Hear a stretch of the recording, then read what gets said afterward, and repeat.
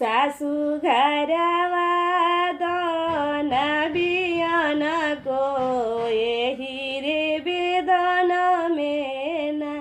बहुआ चली जाना सोझे भूसा हुल में यही रे वेदन में ना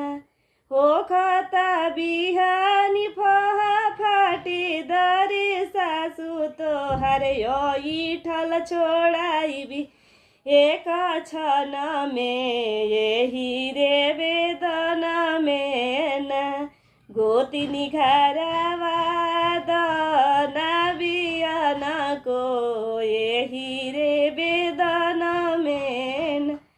हो खाता बिहानी फहा फाटी दरी गोतिनी तोर के लगा कराइबी एक क्षण में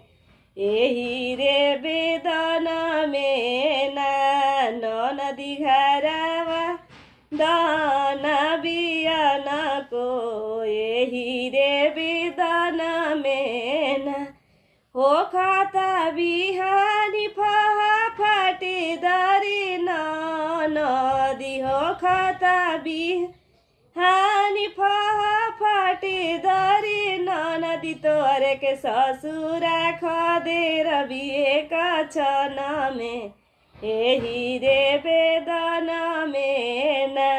तोहर के गावाना कराइबी एक क्षण में यही रे वेदन में